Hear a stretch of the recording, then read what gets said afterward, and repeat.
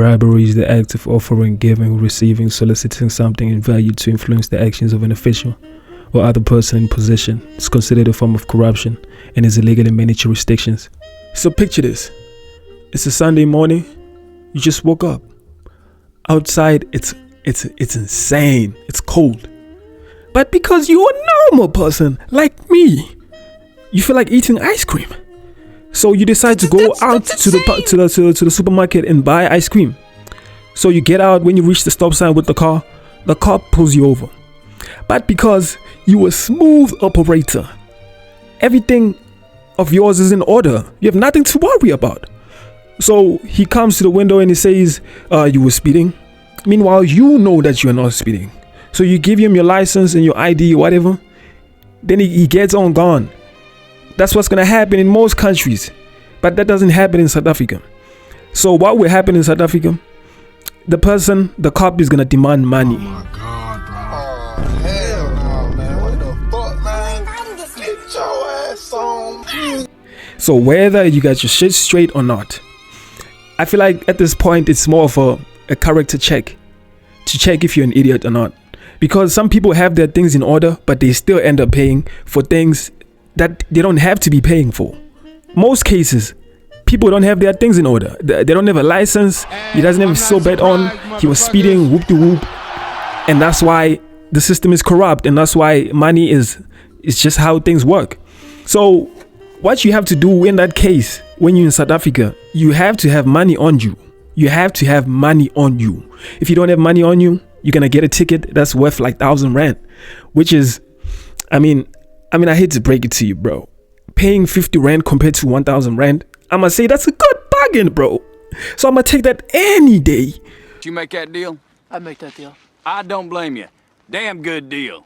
So make sure that the money is not in one full note. It's not like 100 rand or 200 rand. That's in one note. Split it up and get change so that you give those niggas 50 rand or 20 rand or whatever.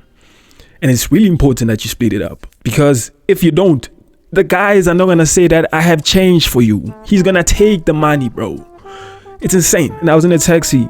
The driver didn't have money, but you know that the nigga has money, bro. He works with money for a living, but said he doesn't have money. So what happens is that there's a cold drink that the guy has opened. He took maybe one sip. Then the cop is like, okay, give me that cold drink because gashisa. So the guy takes the cold drink and he gives it to him. Then the guy was like offended that he's giving him the cold drink that he asked for. Like he doesn't want to take it by hand. So they're playing these mind games. They want to make it seem like you left it behind by mistake. What? So he tells him to take the cold drink and put it on the ground and drive away. Then after a few minutes, he's gonna go and take it. So these people think they're slick. They think that, let me tell you something, bro. You a dumbass. Let me not say it. Okay, as for me, my first time dealing with this thing, I wasn't driving. I was in the passenger seat. So everything is in order. The guy pulls us over. When he comes to the window, it's an old white person. And the first thing that he says is, yo, so where's that money? I couldn't believe that thing. I always thought that it was like a joke, or it was like one of those folks, those tales that people tell that just sound entertaining. Bro, I couldn't believe it. The guy demanded money even though everything was straight. So like I was saying, so if you're a bitch ass nigga, you're gonna give that person that money because he asked for it. But then if you an alpha like me, you're gonna say, no, nigga, you don't gotta take my lunch. That guy was just like, in a way, he didn't know what to do with himself. And I noticed that he was shocked. He wasn't used to people saying no. It's like when you see an older white person, people get... Bro, let me tell you something about South Africa, bro. I feel like we were fucked for so long that people are still afraid of white people. So you find that when a person doesn't know, like, let's say a person doesn't know how to speak English, when they get near a white person, they shrivel and they start pissing on themselves, bro. I really don't get it. So the second time I was driving a mini truck because I was practicing how to drive a car. I was getting a driver's license, so I had to get lessons. So I was driving that truck, then we got pulled over.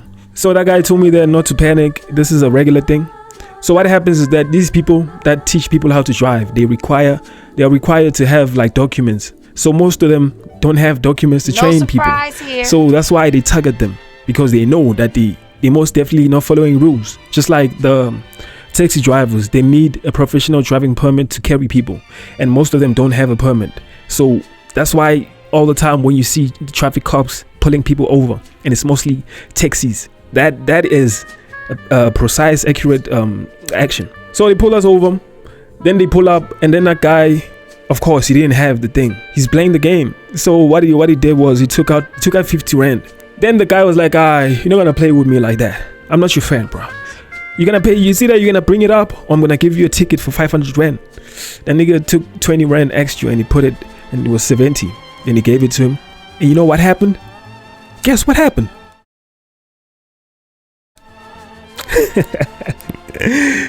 Nothing happened. I went back home. Nothing happened. The third time I experienced that. Yeah, so it was the night of Good Friday. So we were traveling long distance. We were going back to KZN with a car that was bought in the family.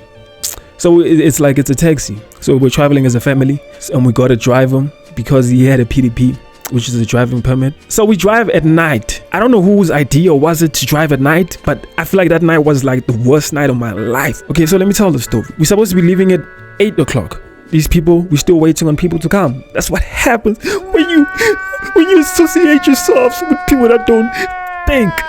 We're waiting for these people. They say they want to get there by 8 o'clock. Then now it's 10 o'clock.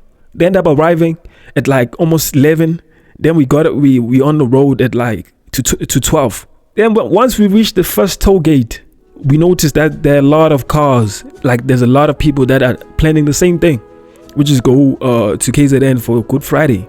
Before we even get to the toll gate, we get pulled over. And mind you, of course, we don't have our shit straight. Our papers were not in order. Just simple. Then we started paying that money, boy. That money started coming out. So at first, I think the first amount was like 50 rand. We kept taking out 50 rands. The first time was 50 rand. We got out, we paid the toll gate. So you pay 50 rand, then you pay the toll gate. When you get out of the toll gate, then you pay again, which is insane. So that's like almost 150 rand. I said, hold on. I said, hold up. Wait a minute. Something ain't right. Let's just say 100 rand, excluding the toll gate money. Then when you get to the second toll gate, it's the same shit again, bro. Mind you, it's 12 o'clock, bro. I'm cold as shit. The taxi doesn't have proper ventilation. There is no heating system. There are cracks on the fucking door, nigga. Like the wind can come inside the door. And I was wearing a short.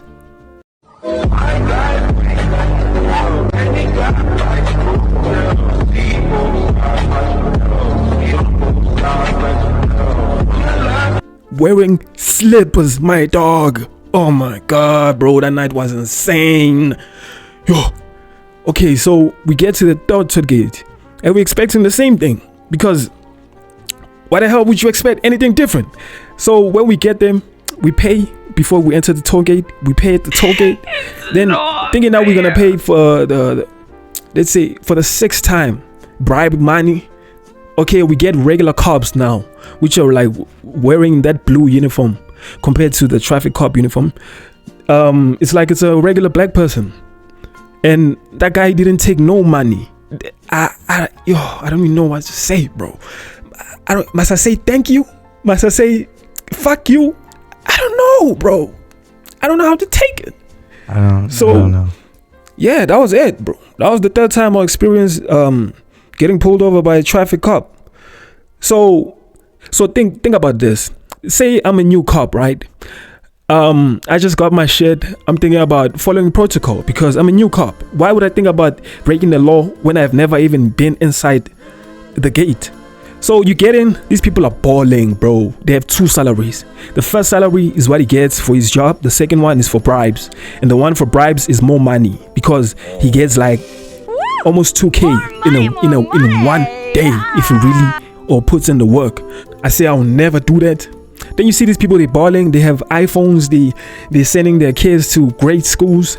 Then you find that even the chief of the station is also doing the same shit because this is just how the program is being run. So what do? After 2 years and it's still going on, the guy just bought a new Porsche with bribe money and you still driving the same Tez. Nah, bro, you lying, dog. I'm telling you right now, you lying. You're gonna crack and you're gonna take that money. I'm telling you. Because the thing is, most of the time, this money is gonna be offered to you, bro. You're not gonna be asking for it.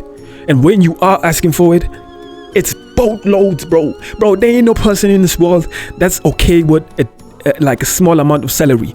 Yes, I know, Gucci, there are noble people in this world that do things in the according way, they follow the rules and stuff, but you are lying, bro. You are lying. It's like you live in a world where you only know cheddar cheese.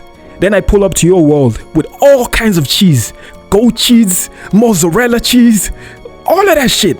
And you're telling me that you're just gonna deny it and say, nah, bro, I like cheddar cheese, dog. I'm used to cheddar cheese. You lying, bro. I'm gonna change your world forever.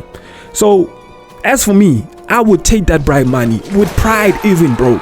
In fact, if I was in that position, I would strategically enter that kind of career path in order to get the bribes, not even looking at the salary. So, yeah, the moral of the story is keep money on you if you're traveling in South Africa, dog.